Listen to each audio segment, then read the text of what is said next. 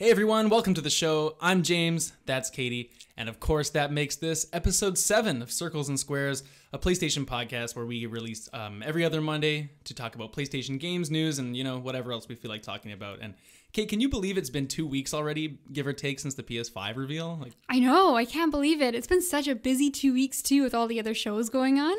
It feels kind of like E3, right? It's just a little bit more discombobulated. Yeah, I mean, it's pseudo E3, right? Because I think a lot of the presentations are sort of in place of what would have been a traditional E3. And in a lot of ways, it's a shame not to get that. But in some ways, as someone who would just be viewing it all online anyway, it's kind of, I feel like there's almost more content than we would have gotten. I think so too. Have you been trying to watch all of it? I've watched, I think, pretty much everything that's come out so far, although I will admit some of it's kind of been at sped up speed or sort of tab through things that maybe weren't for me just because it's impossible to That's find how the time. I find it's overwhelming. It seems I've been doing my best. I watched the Guerrilla Collective stream, and I've watched obviously the really big ones. I watched the highlights from the EA event on the weekend. Yeah. But it's just man, it seems like every day there's something going on, and it's because there's not one unified kind of time slot for it all. I find it's almost hard to keep track of it. Yeah, and I found a lot of the things too is there was a lot of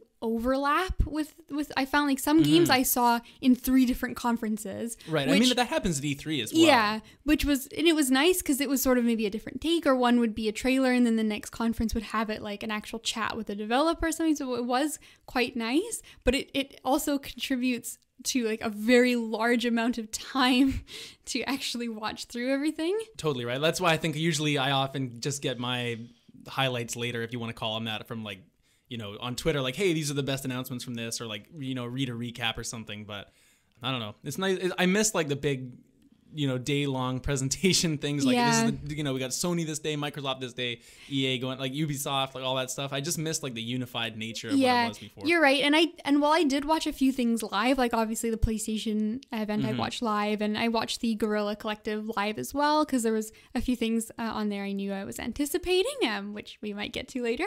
But most of them I kind of watch after the fact, which is unusual because normally at E3 I make the time to always sit down live and you're kind of part of the crowd in a way, whereas with this one there's so much going on, I'll watch it when I work out or when I have time to sit down and while I'm eating tomorrow or something. So I hear you.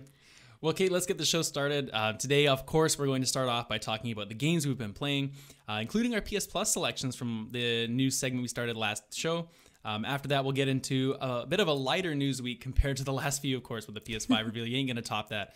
And then for our last segment today, we're going to be getting into some of those games we're looking forward to the most that we've seen in the the conferences recently, and even some stuff, I guess, from before that as well. Just the stuff we're looking forward to most that's not yet out. So, yeah, let's get into it. Kate, what you been playing? Okay, well, would you like the good news or the bad news first? I mean, get the bad news out of the way, right? All right. So for my PS Plus fun this last week, I, like an idiot, chose for myself Star Wars Battlefront II. And I will say that it's not for me.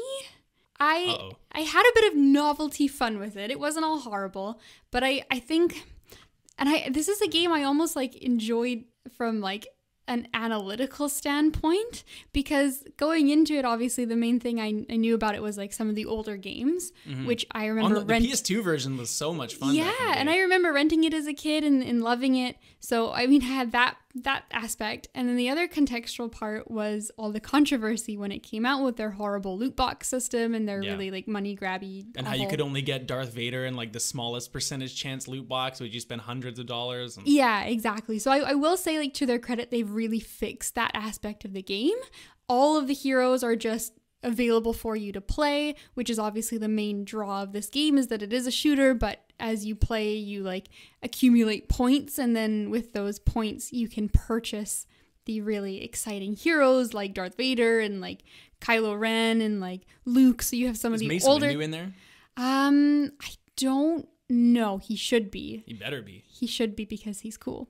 And he has the purple lightsaber, which is the coolest damn right lightsaber. He has the purple lightsaber. But I don't know. I will say I played maybe about 2 hours of the game, so I didn't get to experience all that it has to offer. But a little taste test. So they fixed that. You can use all the characters. They're all available. and it gets you going right off the start. You do still have loot boxes, but they're just cosmetic stuff, so that's perfectly... Which is like totally standard these days. Yeah, that's totally acceptable. I think that's great if you want to, you know, add to that, sure. But overall, I would say that the game just, it didn't have a level of polish that really I was expecting from it.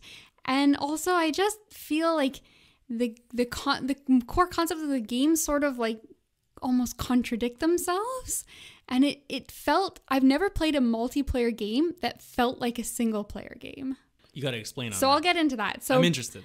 I played a little bit of the campaign, and I also played some online multiplayer. So the main campaign, I played a couple missions, and it was whatever, decent. You had some shooting, you had some story. There was a lot of dialogue that I think is really cool if you're a big Star Wars fan. Mm-hmm. There was tons of name drops and tons of like referencing of planets and characters and things that I'm sure a big Star Wars fan would have meant like very little to someone who's not as into I'm it. sure is very exciting, but I'm a very surface level Star Wars fan. I've seen all the movies, but I don't really dive into it any further than that. So for me, it almost became a negative thing because it just felt like I was being bombarded with like a story that meant nothing to me. Right. It's like you're finding these Easter eggs, but you don't understand like what they are. Yeah, exactly. Like I would have rather had like a story that maybe a little more generic, but like meant something versus like, here are these 6 planets that what we're going to do next have some sort of like interaction with, but it's like, well, we're not on those planets. What is that planet? I don't know where I am. So, I don't know where I am. Help. And then there was, and I think I will preface this by saying I've been playing some very good games lately. Like I beat Persona 5. I'm currently playing God of War. Maybe my standard's a little bit high right now. Something to do with it, yeah. But like the game was kind of buggy in a weird way. Like some of the enemies like got stuck on their cover and like flew on top of it and then back under and flipped around funny. And then the enemy AI is really funny in their detection, so there's like a little bit of stealth in the main story, and they're just absolutely useless. Like there's a section on the second level where you walk up to like this crate, and those are the mechanic that let you like change your loadout. So I walked over to this crate, and you have a couple allies with you on the mission, and there was a guy standing beside the crate, so I assumed he was my ally. And it turns out he wasn't, but I like dicked around at the crate, like swapped out for a sniper and like, you know, was like testing out the scope and doing all these things and like basically just kind of wandering around in front of him.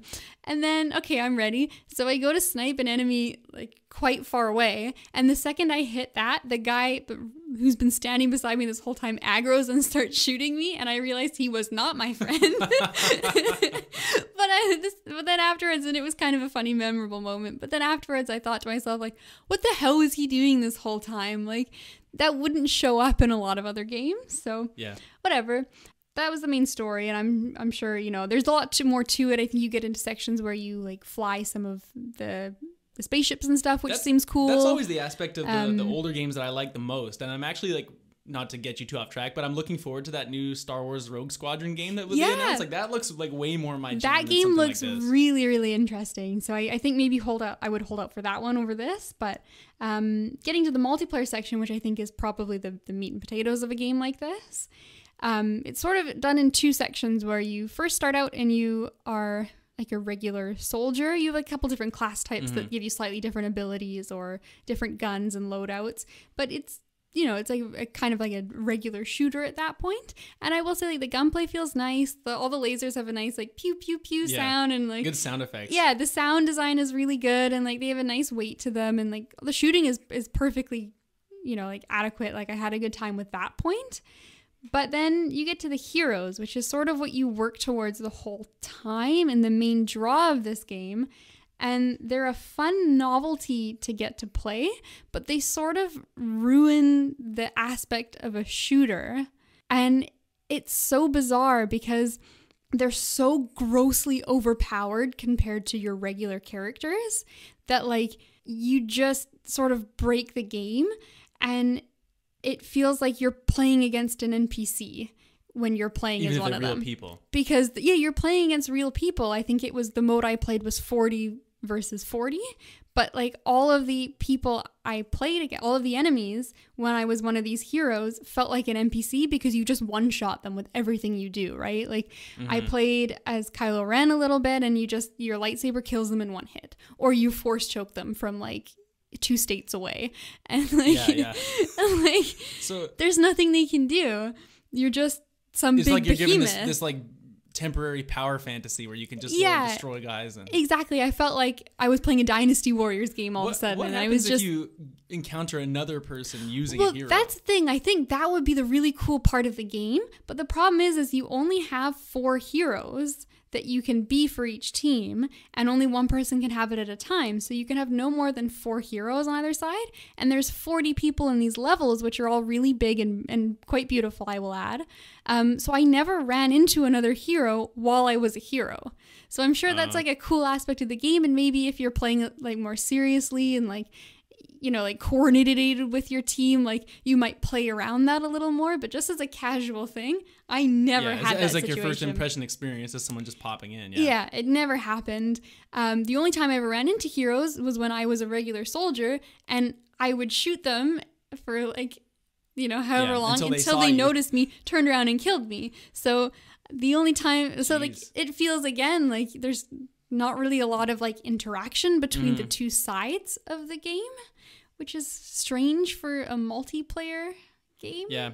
I guess on the one hand they want to give you the power fantasy of being those characters, right? But it seems like from what you say, which I mean I take your word for it, it seems like they could have balanced it a little differently. Yeah, and I think it's intentional, right? Like you said, it is a power fantasy thing, and it's exciting when you're like, I have enough points, I've unlocked like Han Solo or whoever you're gonna be. Like, especially if you're a big Star Wars fan and you love these characters. Exactly, like that is cool, but it just seemed to me like maybe that would have been better in a like a single player like story campaign. I don't know. Like I think it's very much one of those games where like it's just supposed to be action, go go go all the time. Like there's very little downtime between when you die and when you respawn, and even when you do respawn, you can respawn like on top of one of your teammates, so it just puts you right back in the action instead of like spawn point and you run back. So I think I can understand maybe it appealing to someone who just wants to like, you know, like get in there and it's crazy and I did all this cool like Jedi stuff, and like that's totally fine. But I think I went into it with the expectation of like, oh, it's a multiplayer shooter, and like that was not really what I was getting into. So I think the game definitely had its moments, and it was like a fun novelty to play, but overall I wouldn't say it's a game that I would stick around with. Well, thank God I was on PS Plus. You got it for free. But yeah, I played it on PS Plus. I've got to shout out that BB-8 is the best character in the game. Like he's so tiny, and he has a move where he just goes really fast, and you do extra damage when you run into someone. So you just sort of like press your speed button and then you like go knock someone in the ankles as if you're like the most intense razor scooter. You hit them in the ankle and they just go flying and die. So I did like that for an hour of play. Don't think I'd like that for 100 hours of play. There you go, yeah. So yeah, that was Star Wars. How was Call of Duty? Yeah, well, I played God, you know what? This wasn't it either, man. This game wasn't it either, I will say. You know what? To be fair, I don't think either of us are huge shooter. No, I mean, I can get into a shooter here and there, like especially if it's a really well done one. Like I've enjoyed some of the Call of Duty games in the past, and like Destiny, I played the first one, even like a little bit of a different experience and whatever. But so Call of Duty World War II. I gotta say off the front, like I just maybe similar to you with Star Wars, like you're not a big Star Wars person. I'm not really a big like realistic military like World War II. Like some people love the World War II movies and like Medal of Honor and like and like these Saving Private Ryan and all these type of, I mean, I don't even know if that's World War II to be honest with you, but like the point is some people really like these like realistic grounded military setting army guy things, right? And that's really not my style. So like going into this, I already kind of was maybe preconditioned to be like, oh, I hope the game feels fun to play because I'm not interested in the setting at all. And I mean, it's fine. It's the kind of thing where, I mean, you said the guns felt really good in Battlefront. Like that's not the experience I got here. And the problem with this is I think that Call of Duty is so iterative. Like it comes out every year and always is, I would like to think, improving on itself, right, as a series. Like I haven't seriously played a Call of Duty in a long time, but like I've dropped into Warzone a little bit and like seen little bits and snippets here and there. And I feel like every time you play a newer one, somehow they just make it feel a little bit more clean than the rest in terms of Right. like controls. And so jumping back into this one, this is from 2017, and that 3-year gap, I found like it just felt really dated. Like to me, it felt close to like a PS3 kind of control feeling than it does like a modern one. I don't know if that's like harsh or something, but like that's the feeling I got. And I don't know, I wasn't drawn in by that or the campaign. Like the campaign starts off and you're storming Normandy Beach, like just that's like an iconic World War II thing, right? And like that was actually really intense. Like you're on this boat, there's some like flashback type of cutscenes about your guy going through like military training. And then you're on this boat, and it's actually like quite intimidating. It is scary though. Like there's planes going over top. Like you feel like you're in a lot of danger, and there's these guys you're huddled in with. Like it gives you a really good sense of like, well, not a good sense. Obviously, no one's going to have a good sense of what World War II felt like. But and like, you maybe almost don't want that in your Call of Duty game in your living room. Of course. But I mean, in terms of like what a video game can portray, I feel like they did they took a good job of maybe seriously replicating the feeling of what they can do in this context, right? And so like that was kind of cool. Like stormed the beach, I got blown up by a Gatling gun and like bombed a bunch of times, and I died, and like eventually I figured that out. And then I just kind of went through the first level, and you're going through trenches, killing guys. You know, it's whatever you expect a World War II shooter to look like and like play like. That's what it was.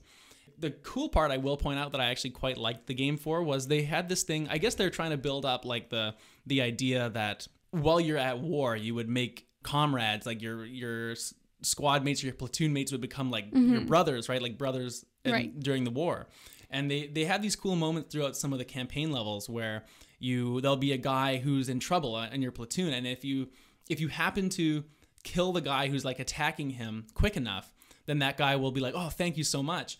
And they're called performing heroic actions. Okay. And if you perform that, you can actually gather friends within your squad, and then those guys start helping you out. Like they'll toss you a med kit here and there, or they'll like hand you some ammo or something. That's interesting. So it's sort of like a reward, but at the same time kind of giving it an extra bit of like personality to these characters. Yeah, right. And I mean, if you miss it, the guy just dies like anyone else, like in one of the hundreds of NPCs on your side. But if you survive, if they survive and you end up saving them, then they give you these little bonuses. I thought that's pretty cool. Like it gives them, they're like a named character also as well. So like you just a little bit more personality, right? But kind of gives you an emotional investment to the game a little bit more. Totally. So I mean, that was pretty cool. Didn't go too much further in the campaign other than like the very like first little bit, but I think I saw what the game was about, to be honest. Like the guns were just super generic. It didn't give me a reason to go back into it because I'm not interested in that storyline. Right. So. I guess like some people would maybe be excited about the guns because they're excited about like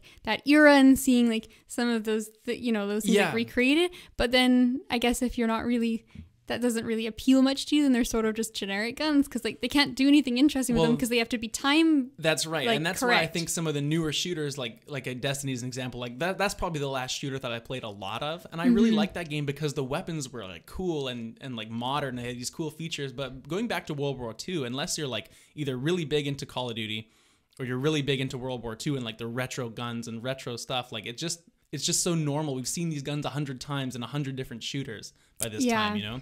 And so, kind of left me that impression. Their other mode in this game, which I did play as well, was there's a Nazi zombies mode where you get attacked by Nazi zombies. That's a classic feature now. It's classic, So I played that mode. I had a lot more fun in that mode. I played it by myself, unfortunately, because I just didn't feel like squatting up online with some random people who probably are level 200 at this point if they're still playing a game from 2017.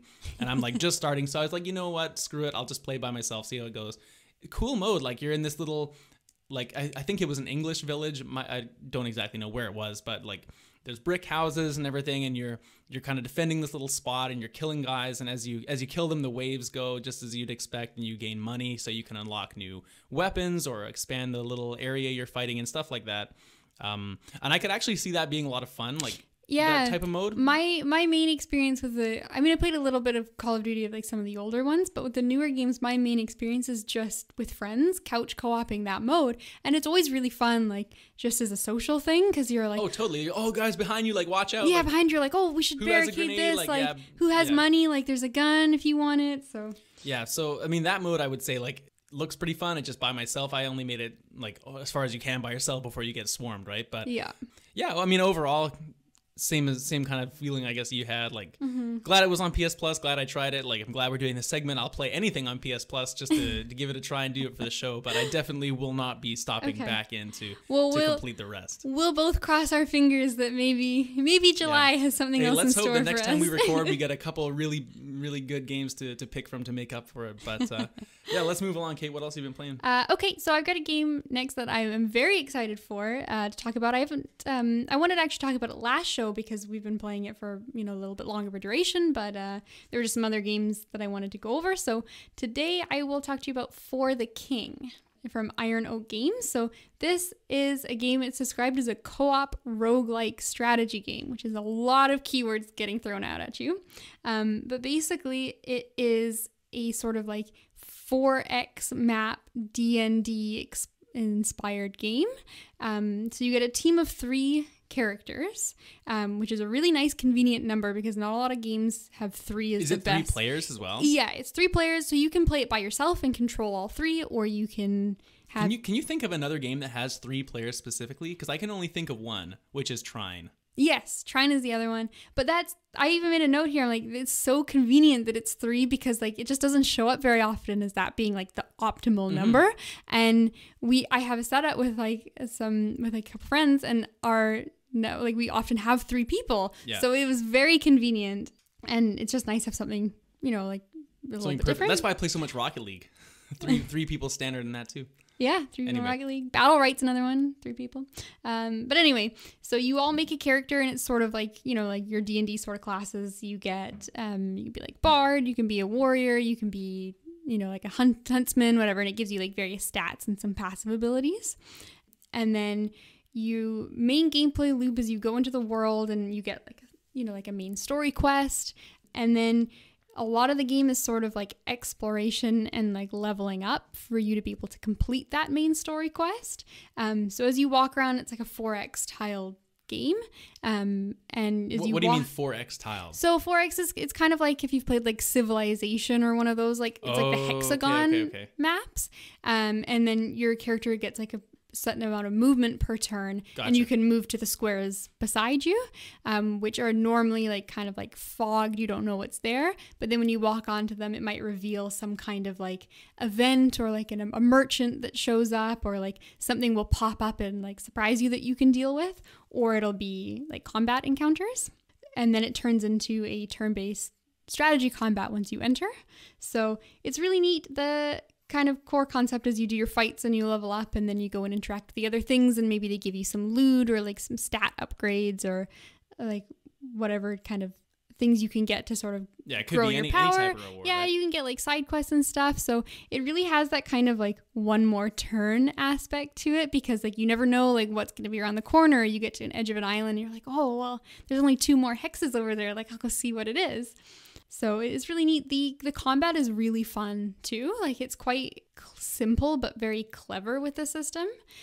So you get different attack abilities based on what weapon you're using.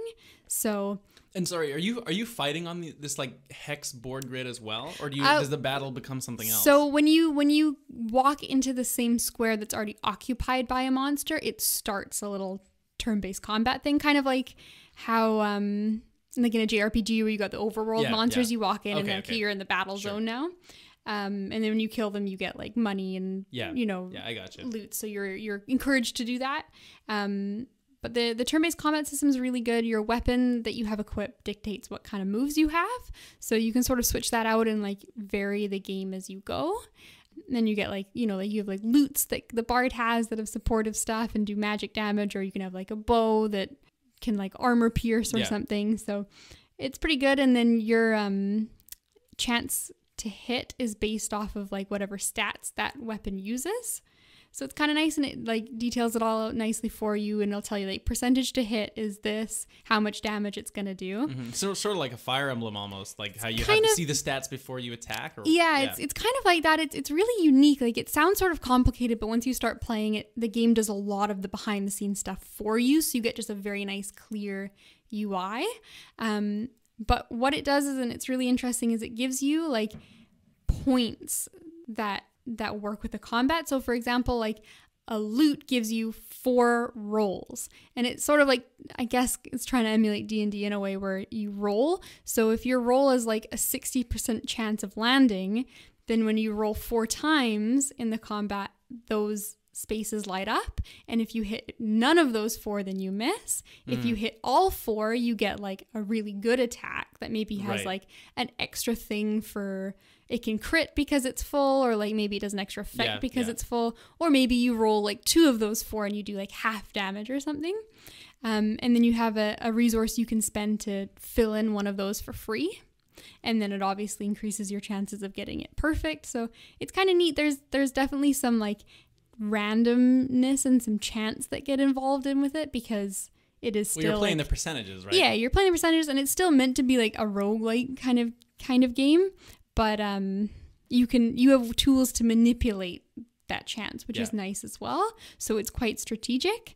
So that's really fun and a good aspect. The combat itself is just good, but it's kind of the overworld is the other half of the game, and then half of it's fighting. And as you go, you collect what's called lore, which is basically a currency you use in the lore shop, which is, I guess, where like the roguelike aspect comes into it the most. So your lore, you can buy various different things. So you can actually buy new types of classes. You can buy different types of encounters. So that will be like a new type of shop shows up on your map randomly, or like you can now encounter like mermaids in the water tile and they might do something nice for you, or like a statue of a hero that will give you some kind of buff when you walk over to them. So things like that. And then you can also buy new items and new like equipment and weapons that are now potentially gained by various like treasure chests and stuff. So it's kind of neat to sort of play a bit and then go to the store and unlock some stuff and like be like, oh, we have a bard in our run, like let's buy these loots for them, like hopefully we run into it now. And of course then you run into it on your next campaign that you don't have a bard. But yeah, it's really, really fun. It's very cheeky. It's got some really good enemy designs. I have to shout out my favorite character in the game is these enemies, and they're called bone bards, and they're like skeletons, but they're a bard as well. But their like loot is also made of bones, and when they and then when they play it, instead of being like the regular nice like jaunty little tune, it's actually like a heavy metal tune. That's awesome. And it's Iron like Maiden. yeah, and it's like really cute. There's tons of fun like stuff like that to keep you engaged. So I highly recommend it if you're into anything that's kind of like D&D or sounds kind of like a little bit reminiscent of like Divinity. Yeah, type of Divinity, like D&D, like any kind of like character build driven RPG, loot, dungeon crawl kind of like anything like that. It's really, really neat, but I will warn you that it will absolutely like eat your life away for a small period of time. That's like a common theme with the games you talk about on the show, man. I know. It's been a weird time. I've had a lot of like at home free time lately, and I'd like to think it's a good thing. Sounds like it. Yeah, well, I've been playing The Last of Us 2, which I will talk about in just a second. But I do just want to give my little final thoughts on Bug Fables from last week, because I did beat it. Right, because you beat it. No spoilers. I'm not quite done yet. I won't give any spoilers. Yeah, I won't give any spoilers. But yeah, I finished the game. I think, to be honest, like everything we said last show is still exactly how I feel about it. Like, it's a great Paper Mario spiritual successor, you know, by a different company. Like, it still has the same flaws, I think, especially towards the end, where you have to do a lot more like overworld puzzles. As far as like pushing boxes and jumping on things, like the more I got towards the end of the game, I began to dislike that part of it a little bit more, just because it gets quite heavy into that stuff at a certain point before you get to the end. And I was just kind of like, oh god, this takes so long, like pushing this exactly where I want it to go is tough. The jumping is a little off, but I mean, not enough to put me off. Like, it's just a very minor complaint. And actually on our for our last show, the YouTube video, someone commented saying that they were actually working on patching that right now for the PC version, so consoles will apparently get that fixed later. I didn't look and confirm if they'd said anything about that, but I mean, that's great news to hear if they're actually fixing that, because I think it's like the only major downfall the game has. Is that and that's awesome to hear. Like, that's a sign of a really good developer too, to sort of keep updated on what the community thinks and like, you know, improve the game as it goes. So that's awesome. Yeah, so I was glad to hear that. And then the final boss, like, man, that final boss is a bitch. Like, that guy he has so much health. Like, it's just like, it was a good fight. Like, I didn't find the game overall that challenging. I know you were playing on the hard mode, which made it a little different. Right. For me, I found, like, I mean, I only died once or twice throughout the game, but I died on the final boss, just not because he was too tough, but because it becomes like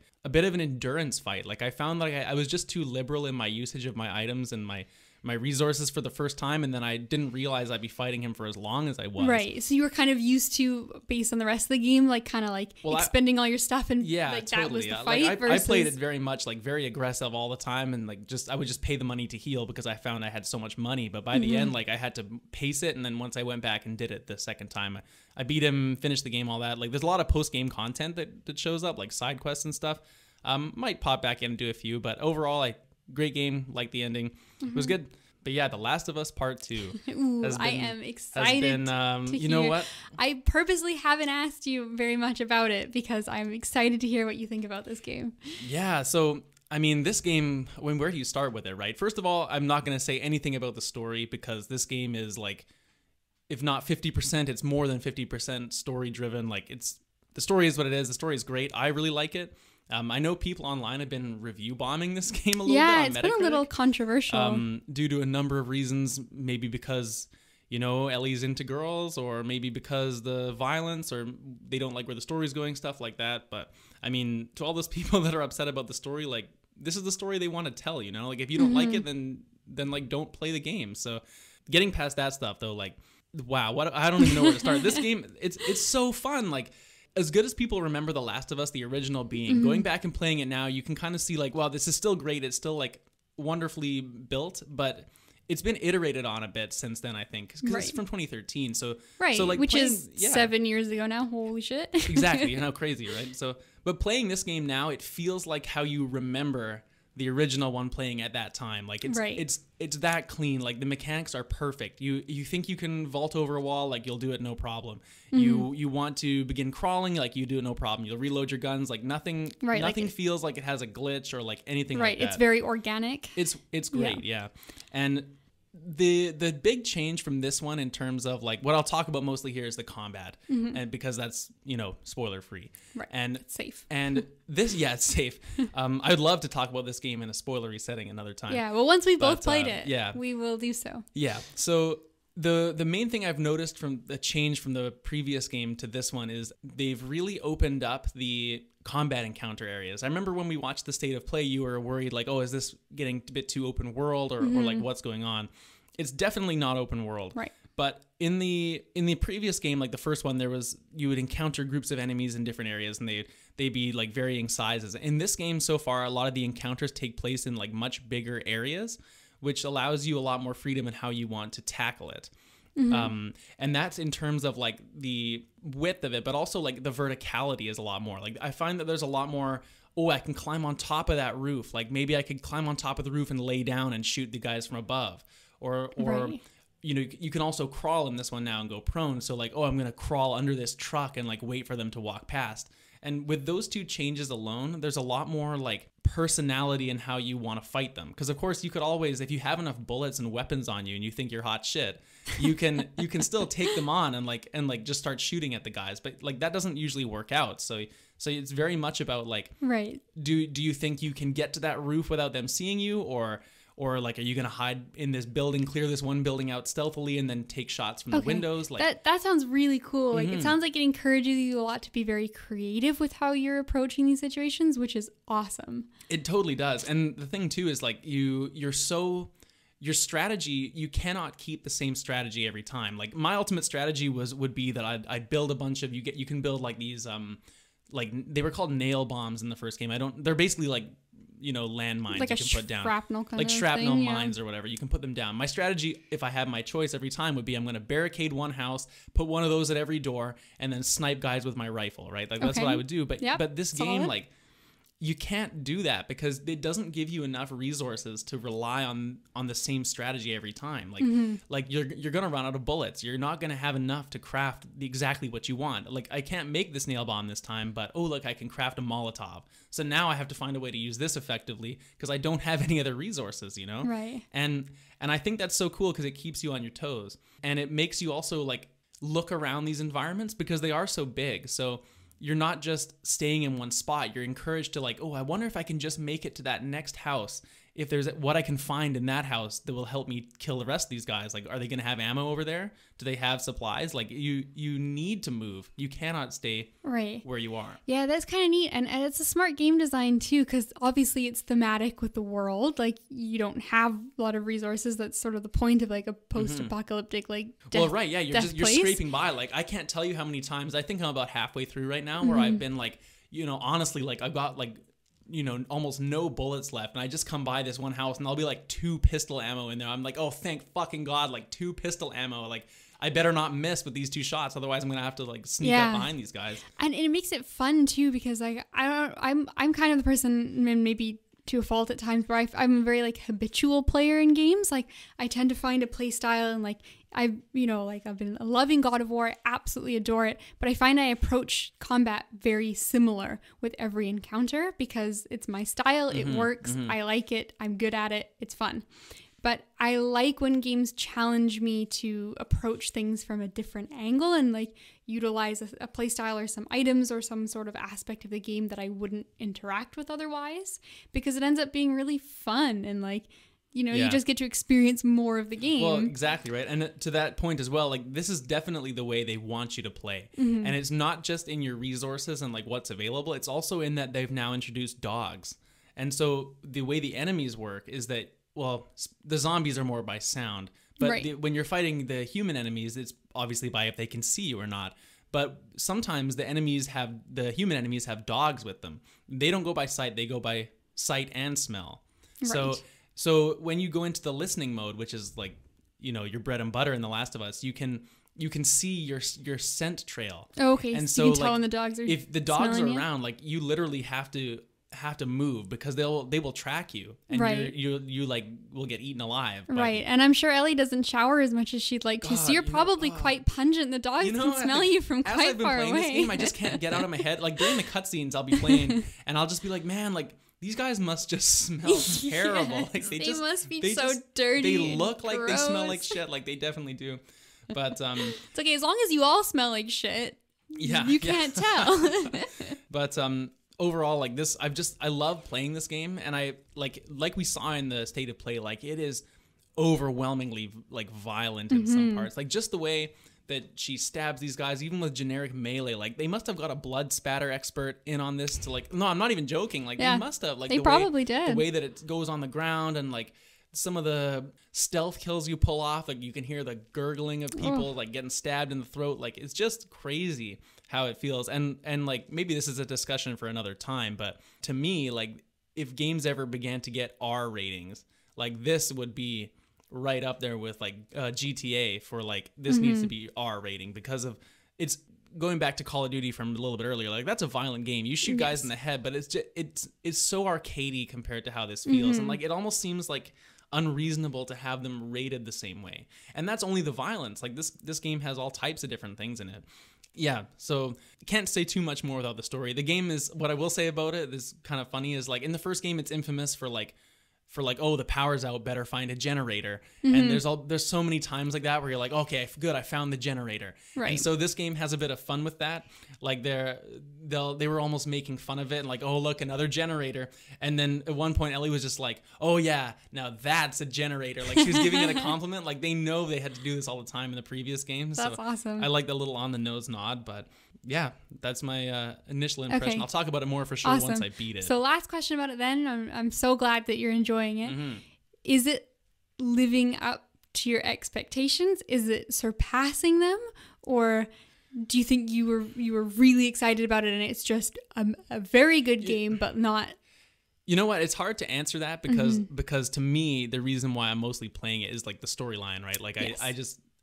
The storyline, the controls and like the way it plays, it's more fun than I expected it would be. Okay. I don't know if that's just me going in like really getting hyped for this game by like the marketing and all that, or what it is. But like, this game to me feels like I couldn't imagine how it could feel more fun to play. Right. As far as the story goes, I've really enjoyed what I've seen so far. I think it's headed in a great place. It's been really unexpected and like good plot twists and stuff like that. I'll have to wait and see once I finish on that. Okay. I guess. Interesting. But, Well, you'll have to update us all once you're done. Yeah, you know what? I feel like next episode is going to be pretty big. Once you get, you'll be talking God of War and Last of Us. It'll be like a pretty, yes.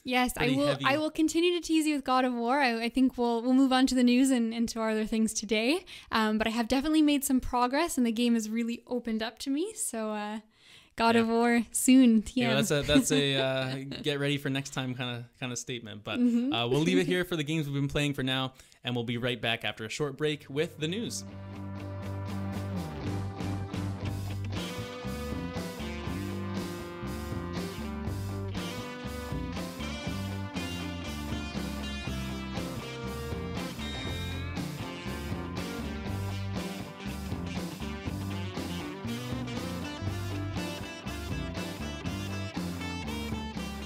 All right, everybody, welcome back to the second part of the show where we will talk about the news. And we have two stories today, of course, slightly smaller than the PlayStation 5 reveal last week. But let's get into it. Kate, you got the first story over there. Okay, yeah, so this is kind of a small one, but a neat one. I mean, we can't Dragon Ball Z forever and our power level up to destroying planets with the news every day. So this one comes to us from PlayStation Blog. Jeff Norton wrote it, the Senior Director of Software Engineering. And basically, it's announcing the PlayStation Bug Bounty Program. So what that means is that anyone at their home can be the next Arthur Morgan and and like collect these bounties. Basically, it's kind of cool. It's in collaboration with HackerOne, and basically what they're doing is they're inviting people to intentionally go find bugs and network issues, like security issues for the PlayStation 4 and PlayStation 4 network, and presumably the PlayStation 5, PlayStation 5 network too. Yeah, exactly. Like this one, it doesn't specify anything about the PlayStation 5 in this article, but I'm assuming like that the timing is not coincidental, and they want everything to be very secure leading up to. And including the launch for PS5. But the bounties, basically, if you can find a hole in their security or some kind of flaw or something that you can exploit, they will pay you starting at $50,000 US, which is quite a nice bit of money. Not insignificant, honestly. To point out these flaws that they can then work on, which I think personally is a fantastic idea. Like, obviously they have a team of professionals and experts who consult for this kind of stuff, but there's tons of really talented people out there, as we've seen with all like the hacks and leaks and things that have happened in the past. For sure has had like so many. I mean, I don't know the number, but it seems like they've been hacked like quite a few times over the past decade. Yeah. And these DDoS attacks and like information getting stolen potentially. So I think like this is like you said, a great incentive program for people who know how to do this shit to do it constructively and actually earn like there's no wonder they're paying them $50,000 because they need to pay them that much to make it worth it, not for the criminals to be like, hey, this is worth making my monny, instead of just like stealing people's bank information. It's such a good win-win. Like if you have these kind of skills, which I'm sure you developed for very positive reasons. Yeah, well, a lot of them probably did. A lot of them probably did, right? So that's fine. But instead of maybe going down a dark, nefarious path with them, take them and contribute positively and get yourself $50,000 or potentially more. I mean, I hope that I stumble across a bug and get paid $50,000. Right? Like, yeah, I have no idea what the hell to start looking for, but like, ooh, maybe I'll spend a little time in the eShop and see what kind of horrible secrets pop up. No, I mean, I don't know. I think it's a great initiative. Like, why not, right? People are looking into this stuff anyway. If you're going to solve a major problem and save like hundreds of thousands of customers and like their privacy, or like save your company bad PR, like what's $50,000 to a company like Sony? Yeah, exactly. Like I remember back in the PlayStation 3 era, I was really happy to get Infamous for free when they gave out those free games for everything having been hacked. But that's maybe not the best. Yeah, it's not a good trade-off. It's maybe not the best trade-off, so maybe this is better. I agree completely. But so our second story, we're done with that one, I think, is that Shawn Layden, yes, you may remember him as being the former head of Sony Interactive Studios.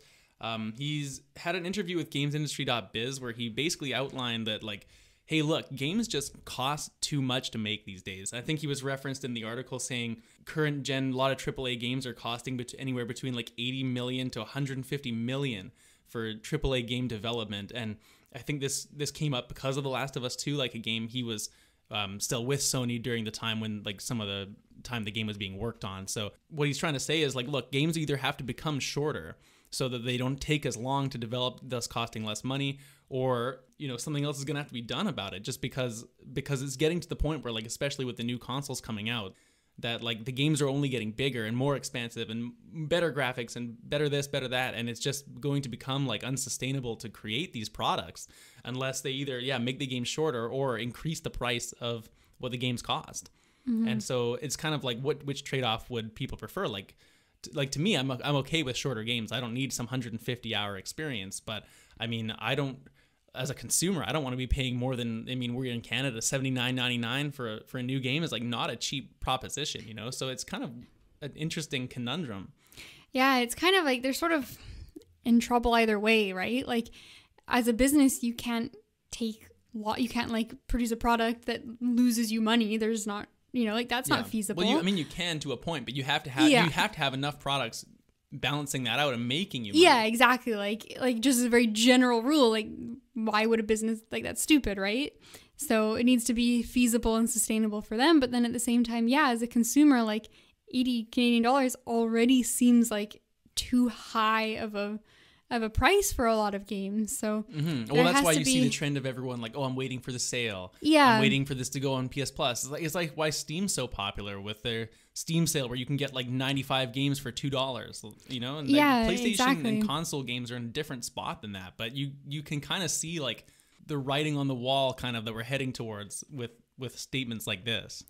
Yeah, it's definitely a little concerning as a consumer, but at the same time, like, in a contradictory way, I want to get those really beautiful, like, gorgeous games with the graphics that, have, like, paid actors doing all, like, the mocap stuff, and, like, those are really great resources that I want to see in my games, but, like, you have to... like that money's got to come from somewhere. So would you be like, what would you be willing to pay then if you you want these games to keep coming out? Like what's a fair price? Like, I mean, we're not. I don't know, right? Like I don't know how much it takes to make a game, or what aspect costs the most, or what kind of things maybe would be cut to reduce prices. But I think I'm definitely okay with the idea of shorter games.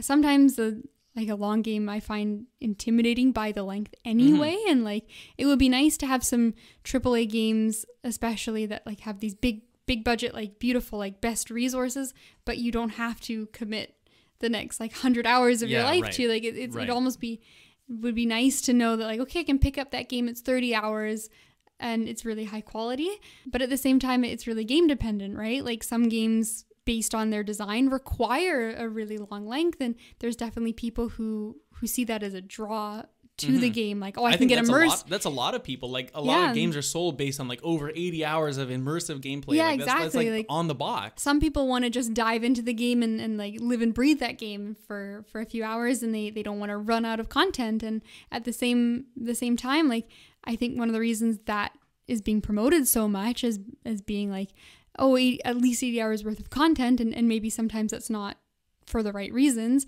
but I think a lot of people see that and they go like, well, if I'm paying $80 for it, I want this like large amount of content, because that's where I determine that the price point is worth it, versus other aspects of like, okay, the graphics are a little nicer, but like, that doesn't translate always as a one-to-one as much as like, I have this much amount of content. I know it's an interesting debate. We could do a whole segment on the price of games and like whatever. It's interesting. I think it's inevitable that they will start charging more. I could easily see them coming out and being like, look, next gen games like $99.99, like it's a scary thing to think about, but like it's not unreasonably ridiculous that they might do that. I think. Oh, I mean, and they make it gradual too, right? Like I remember like $50 used to be like a new AAA game, $50, and then it just slowly like crept up, and like I pre-ordered Ghost of Tsushima last night actually, and it was like, whew, my Amazon cart looking pretty hefty, but that's the reason you can't play everything. Well, one of many reasons you can't play everything. There's also tons of games that come out, but I mean, it's not cheap to play video games, folks. I'll tell you that. It really isn't. But then at the same time, I think about it, and like there's definitely games where like $100 does seem like a lot because of what I'm used to paying for a game. But there's definitely games I've played where like, you know what, I did get 100 hours of enjoyment out of that. Like it was worth that price point to me. So I think maybe something that consumers will have to do if the prices increase is to be really like conscious of what they're buying, and like maybe that'll have good ramifications for the industry. It'll push developers to make, like really Yeah, high quality just, products or like really totally. unique things, and maybe it'll be less of the same, like the same game reiterated every year because people will be less likely to buy it at that higher price point. Yeah, exactly. So, Well, especially the games that come out like so often. Like, are you really going to spend $100 every year on a new Assassin's Creed or like a new one of the sports franchises, like a racing game? Like, is it really worth upgrading it every time? Or, yes, and some people definitely will, but I think there will be a section of people too that kind of fall off of that train as well. So I don't know, man. It'll be definitely interesting to see how that progresses. Well, yeah, we'll follow along, but that's going to do us for the news segment. So catch us again in just a few seconds. We'll talk about the games we are most looking forward to that probably and hopefully won't cost $100. I'll be right back.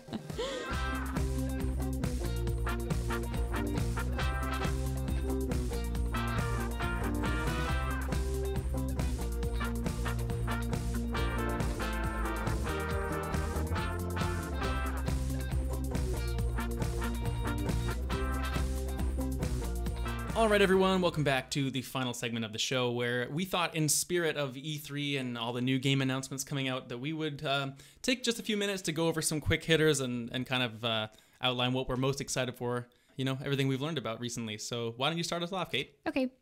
This was really hard to narrow down, I have to say. There were right? so It many really wonderful was. things shown off. I feel like we've been inundated with like so many new games and information. One thing I will say is we're not putting nothing on either of our lists as anything that's unannounced. So like, for example, inevitably there's going to be Uncharted 5 one day. Like there's got to be, but we're not putting that down because it's not actually something we hard know about. Yes, basically. That's true. And I don't know if you impose this rule on yourself, but I impose the rule that like, if it's currently out, I took it off. I had a couple things on there, like I'm really excited for like Disco Elysium and another game called me too. And One Step from Eden, but they both were like, and we're out now, like have fun. Yeah. It's got to be something that we know is coming, but it's not out yet. And I also put something that I saw in one of these presentations, and not like Silk Song, for example, the Hollow Knight sequel. I know it's coming out. I'm so excited. I've seen some gameplay. They didn't say anything about it at E3 or any of these like pseudo E3 conferences. So cut. Okay, well, I got a couple that aren't from that, but okay, we'll well, see. anyway, we didn't talk about this. Let's go. Okay, perfect. We'll start off, and I've got two games I've packaged together here, because they kind of fall under the sort of similar sort of umbrella. It is my From Software games that I have to talk about. We didn't get to see any Elden Ring stuff, so we'll have a hopefully that's coming soon. We all cried about that at home. We're kind of trying to get over it, but we did see Demon's Souls remake. Yeah, that looked great, which is amazing. Well, wow. It looks absolutely wonderful. The remaster is done by Blue Point, who did the Shadow of the Colossus remaster recently. They're supposed to be like a really top tier studio for doing this kind of stuff and reimagining these older games. So I'm incredibly excited to dive into the game, the FromSoft game that I missed, and now in a very convenient way. So that's on there, and I've coupled that with another game called Mortal Shell, which I saw in the IGN and the Guerrilla showcases. It's by a company called Cold Symmetry. This is their first game that I've seen. It's very, very Dark Souls inspired. Like you look at this game for 30 seconds and you know it. They wear it on their sleeve.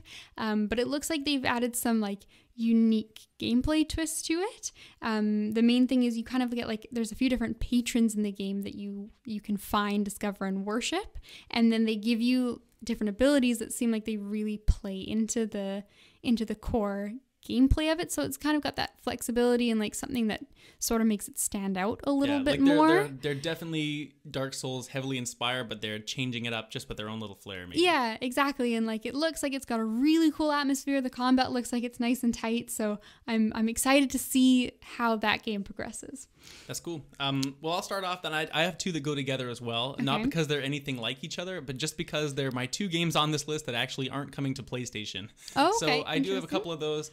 They're both going to be Nintendo. It's Metroid Prime 4 and the new Pokemon Snap, man. Oh. Like, these games, I mean, Pokemon Snap is just like a childhood icon, right? What has it been, 21 years? Yeah, something like that. Like, whether or not it's a good game, I mean, that's up for debate. I think it's a fun game. I think that the new one looks to be pretty fun, so I'll definitely be, checking that out, probably when it goes on sale at some point. I don't think I'll pay full price for something like that, but Metroid Prime 4 is really like the one I'm really into. Like, it's I really love the first Metroid Prime. Didn't play the third one, actually. I've only played bits and pieces of the second, but I think that it's been so long since that series came out. Like, seeing what Nintendo could do with, like, quote unquote a mature first person like experience, especially on like the Switch. It could be pretty cool. Hopefully it comes out sometime soon, because as far as I know, they like restarted development on there. Yeah, it was delayed quite a bit. So yeah, like who knows when we'll ever see that, but like I got to put that on the list of most anticipated until it comes. So that's my Nintendo duet. It's a game of legends. Okay, well, my number 2 is a shooter, surprisingly, but it's got a unique twist. It is Metal Hellsinger. I'm sure you've seen this game. It was all over presentations, but it is a rhythm shooter. So at first glance, it kind of looks like a first-person Doom-esque kind of like. Yeah, it looked a lot like Doom. Yeah, at first glance, like, oh, this is Doom, but it's not. It's a rhythm shooter, which really struck me as a creative idea. But then when I thought about it, I was surprised that this game doesn't exist already, or at least to my knowledge, there's nothing like it. Because when you play games like that and those like really fast-paced action games, like you really do feel like you get into like a rhythm and you're kind of like, like in this sort of trance playing along with the game. And that's kind of what the developer Outsiders is the company. That's how they explained it. They're like, this is the game, the feeling we get from certain games, we're going to turn that into a core mechanic. So it looks really neat. You kind of like shoot on beat with the music. And I got to say, it's got some really like, it has great music. They've got some like really good metal singers too. They're like the Arch Enemy guys on there. And Soilworks is another band where they've got some singers. So I'm a big metal fan. Rhythm games are great. I'm super excited for this one. Yeah, that's a good shout. It didn't make my list, but like that's one I definitely like. If nothing except for the soundtrack, I'm down to play that one as well. It looks neat.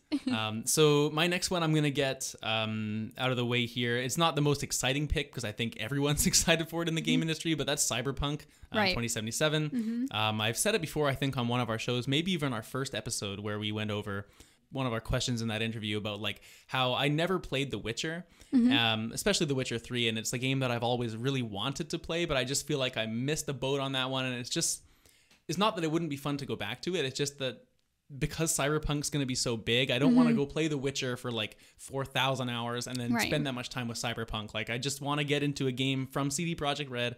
I think I'm more interested in like the futuristic setting more so than the fantasy one anyway. So seeing what they've learned from making The Witcher and translating that over to the Cyberpunk world. And there have been a few presentations recently on Cyberpunk showing some more missions and just the way that world works. It just looks so enthralling to me. And I love the vibrant colors. I love the UI. It just looks great. I can't wait to try it out.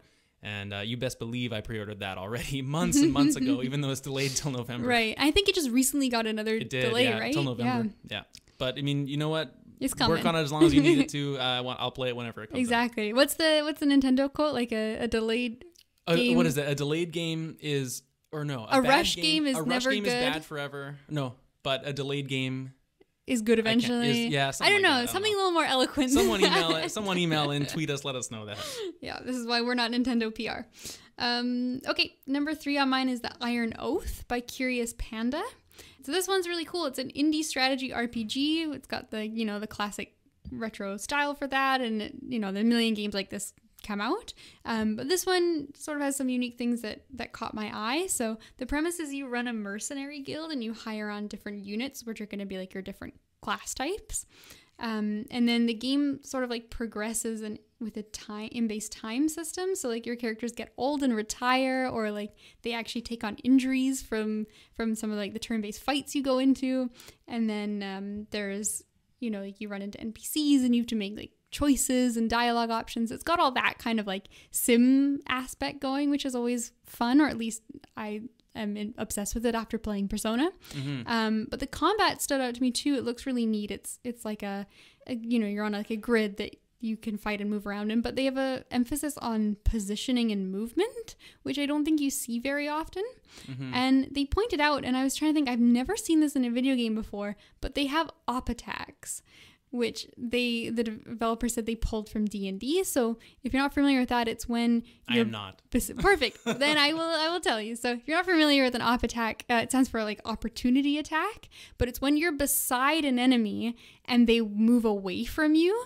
you get to attack them. Oh, okay. So it's to emulate It's like kind of taking advantage of like a upper hand you would have. Yeah, exactly. It's kind of like to emulate in a fight. Like you wouldn't just let someone walk away from you, right? Like you're gonna hit them or like do something to stop them. Like you wouldn't just be in the middle of a fight and they're like, okay, bye. Like it's kind of silly. But I've never seen that implemented into a video game.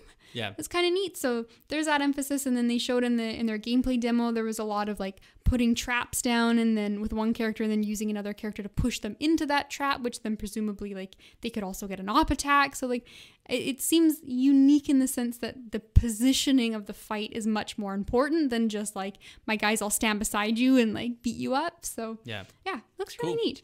Cool. My next one, I'm gonna knock off another big one here.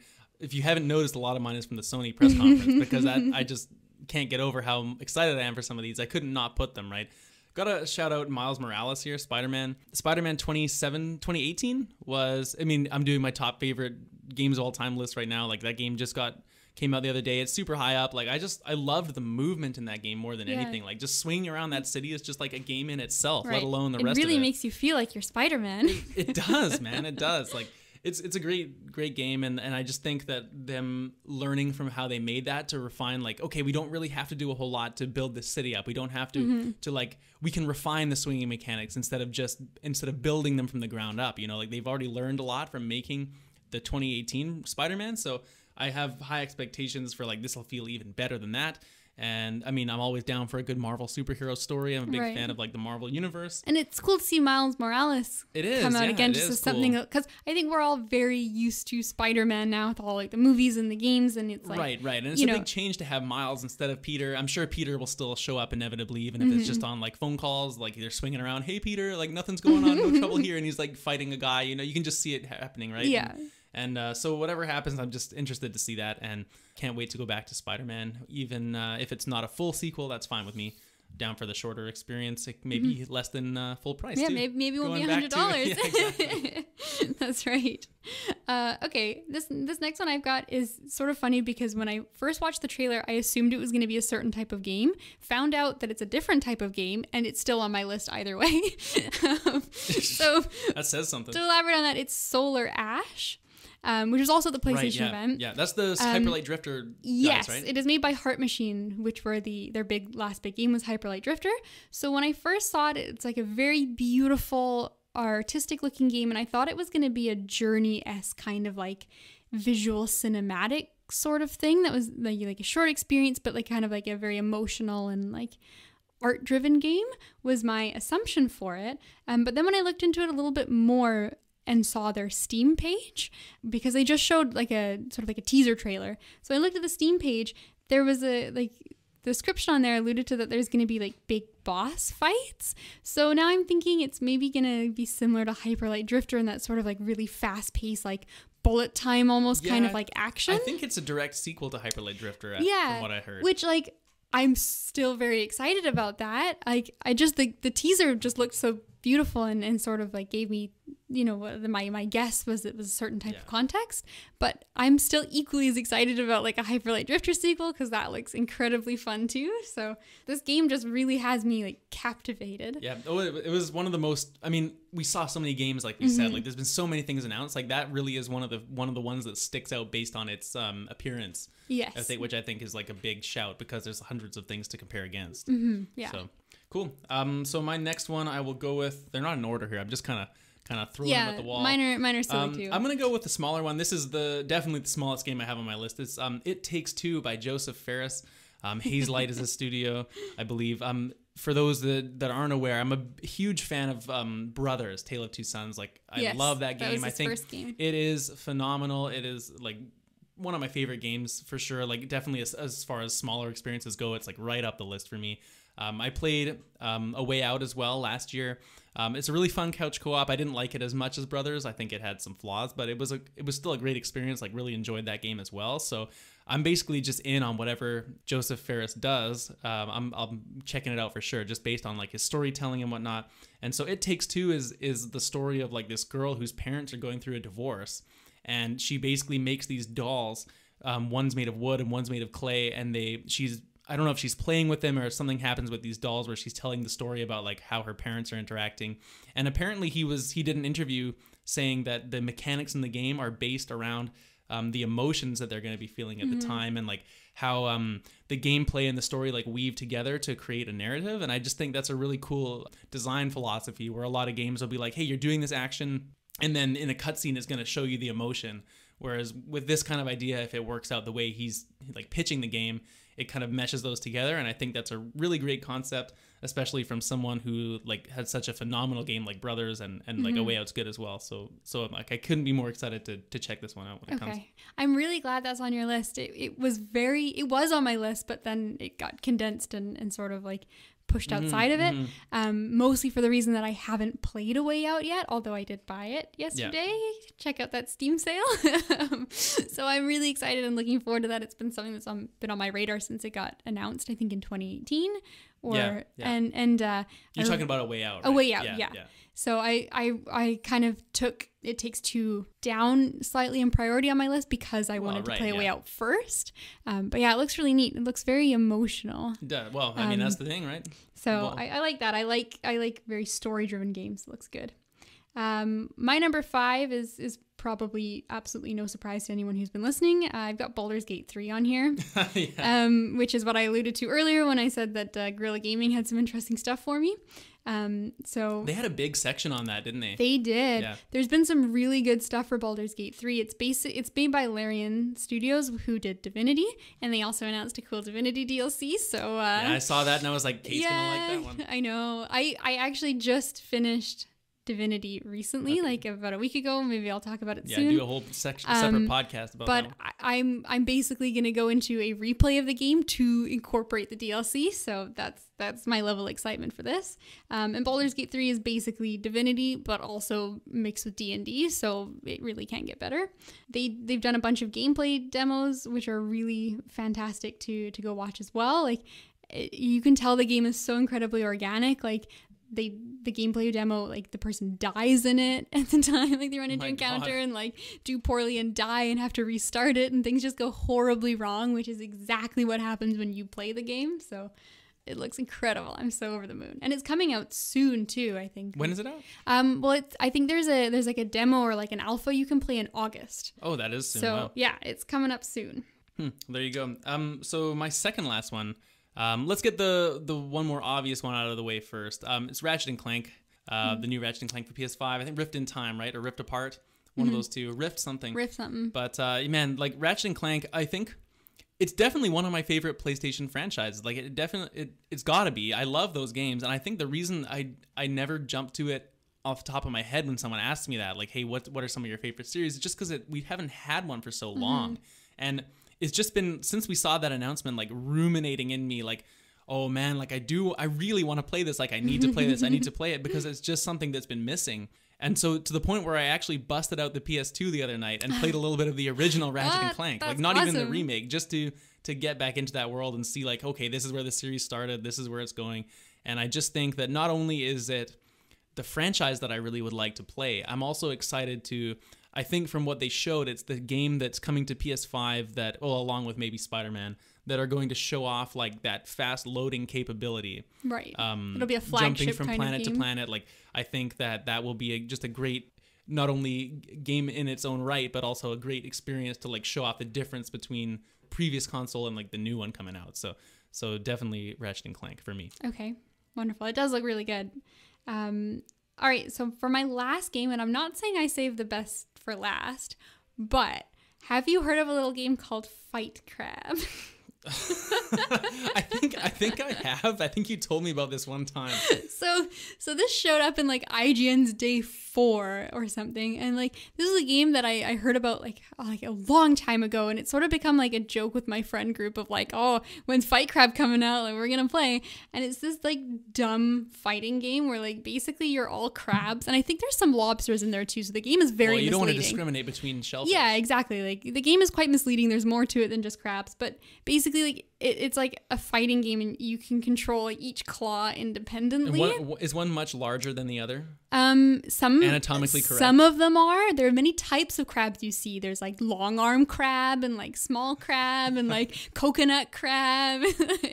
There's your crab dreams will be fulfilled no matter what type of crab you prefer. Thank God. Yeah, so do not fret. So you fight with your claws, but then obviously there's tons of weapons that in nature the crab would use, like a sword or a rocket launcher or like a plasma gun, and this checks out for sure. For sure checks right? out. It's basically half game, half nature documentary, but it just looks like ridiculous and like such a dumb fun thing to play with your friends, and I've sort of built it up as like with this like ongoing. Would it be joke. like a similar thing to like mount your friends or like one of those silly? Yeah. I think it's one of those. Like there's that like 2% chance like it's like the Rocket League actually turns out to have like a very competitive scene to it. Yeah. But probably it's just gonna be like some silly couch co-op fun, and there's like, story mode where you fight progressively like dumber, stronger crabs.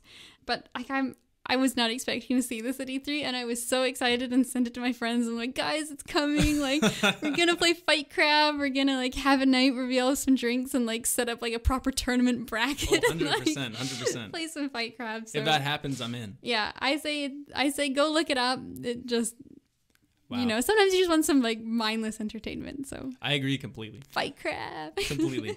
Well, my last game is Bug Snacks. No, I'm just kidding. Kate just spat her water out for anyone asking. Very, very nearly. That was a bad time to take a drink. Yeah. Bug snacks. Look, I just want to say, like, I have nothing against Bug Snacks. Like, people that are into that kind of thing, like, that's fine. It looks like it might be kind of fun, but like this thing is like exploding the internet in a way, just like Untitled Goose Game before. Like, right. It's becoming like a meme. Too like much of a meme. Itself. Like, it's doing too much. Anyway. Forget I said that. My last game, Yakuza Like a Dragon. Now, so for those good. that know me, Yakuza, I've really gotten into Yakuza the last couple of years. Like, I played Yakuza 0 and I also played Judgment. Really like the games. I think that they do a great job of world building and like straddling the line between realism and like ridiculous parody comedy, like craziness. Right. Kind of like Fight Crab. Yeah. And so like if I had to pick like my least favorite part of any Yakuza game, it probably would actually be the combat, because at a certain point it just becomes like, it doesn't matter really what skills you have unlocked. You're pretty much just like hammering your buttons and destroying guys, right? The reason I'm so excited for Like a Dragon is because it's a mainline game, but they've changed it. It's now a turn-based RPG, like for the combat. So it's the same world that I like love these worlds that they create. But instead, I get my favorite type of game along with it instead of a beat 'em up. So I really couldn't be more excited to play it. I know it's already out in Japan, and I think it's been like very well received. So the second it comes here, I definitely like can't wait to play this. Maybe it's a bit cheating since it's already out in Japan, but I mean, I haven't watched any gameplay. I don't want to spoil anything, but I've seen just like the trailers they've shown, and it looks like a great meshing of like Yakuza into a completely different style of game, but it still works like perfectly based on what they're trying to do for the game as well. I agree. They put out some actual like proper like in-depth kind of like gameplay footage where they sort of like walked you through how the combat works as well. And like if you didn't know anything about the Yakuza series, like you wouldn't necessarily believe that this isn't how they normally play. Yeah, exactly. And I'm just so happy that it's getting the mainline treatment as well. It's not like some weird spin-off. They're like, we have enough confidence in this that we've done this right, and it's going to turn out the way that our fans are expecting, and to like name it like a full sequel to the series, not just like a side story. And so that's my last game there. Okay, awesome. God. Well, I mean, those are some good picks. I think we could have definitely all both added like 15 more or however many. But I had a few. Like I cut my list down a bit. I had like I had like Halo Infinite on there. I've been a while since I played a Halo game, and you know whatever. But I mean, take your pick. There's so many games every day we seem to hear about that I'm excited to play. Yeah, exactly. Well, you guys let us know either your top 7 or top 6 picks like we did. I guess technically 7 with the bundling. 6 or 7, whatever 6 or you want 7 to do. Or your top 30, whatever. We'll read them all. We will too. We'll shout them out on the show if you want to as well. So yeah, send us an email. Of course, our email address is circlesandsquarespod@gmail.com. You can also get with us on Twitter at CandSpod, CANDS pod. Remember to spell it all out. You can get in touch with us on there as well. We'd love to hear from you. We'd love to answer any questions you had as well if you want to send anything like that in. We're happy to do that on the show. So do that. We're on YouTube everywhere. Just find the links on our Twitter. Get in touch. Thank you so much for enjoying the content. And we'll see you again in 2 Mondays' time to talk about more PlayStation. The intro and outro music for Circles and Squares was produced by friend of the show, Matthew Chan. Interlude music is from Scott Gratton of the Free Music Archive.